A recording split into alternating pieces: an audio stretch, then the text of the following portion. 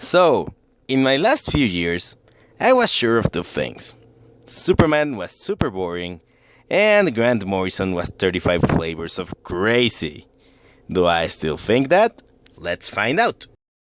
All Stars Superman is a 12-issue series with art by Frank Quitely and written by craziest comic book writer who doesn't look like Rasputin, Grant Morrison.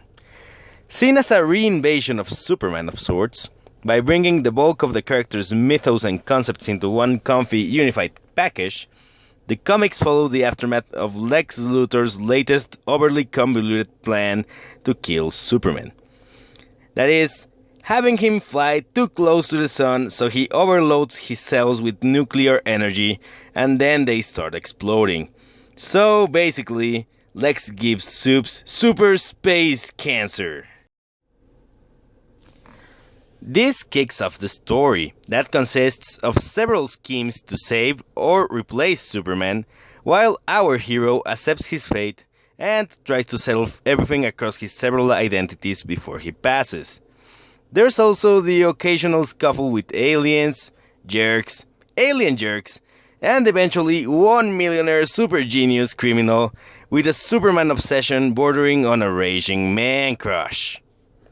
The narrative in general is pulled off quite well, with the focus not always being on the main arc of Soup slowly dying, but on other adventures not entirely related that either gain relevance to the greater scheme of things eventually, or just serve as a way to connect with the characters. The series does a great job of showing us in detail the inner workings of both Clark Kent, the Midwestern country boy raised on a farm, and Kal-El, one of the last natives of a planet long lost with precious little space. Though the work does rely on the reader knowing the basic concepts of Superman lore, and to be fair, most people old enough to read already know it, it explains with decent clarity some of the more obscure bits of context within the DC universe relevant to the character, such as projects and the Bizarro entity.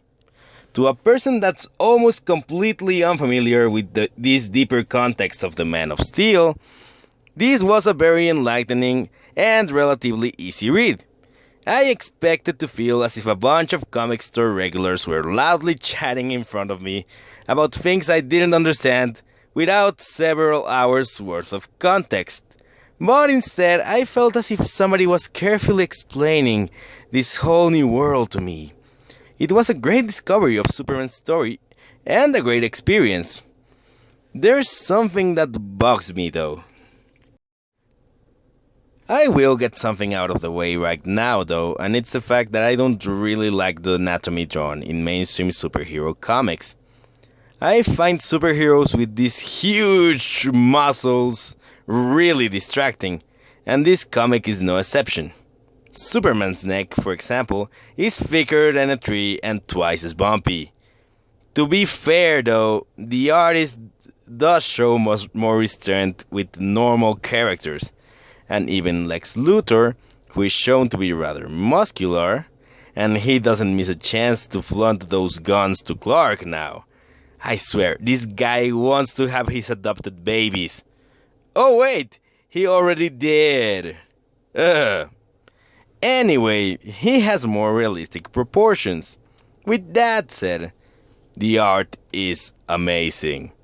The comic packs some really stylish and well thought compositions. The best have to be the ones that play with the panels, really giving life to the scenes. Also, the coloring is masterful, a rarity in comics. The colors are really used to the work's advantage to create atmosphere and represent emotion. Bottom line, I really like this series. I was already aware of Morrison's work, and despite the fact that his work is really insane, or maybe because of it, I really like him. He does tone down the crazy in this series, space cancer and the Bizarro world notwithstanding, and in general, I felt this like a great introduction to the Superman mythos. I'm still more of a Batman guy, but then again, who isn't? But I've grown to like Superman more, And this comic has made me want to read more Superman comics. And that was not easy. Anyway, great read. I would recommend it to anyone that likes superheroes in general. This is a great superhero story. I therefore give this comic 5 out of 5 stars. Outstanding. Really great read.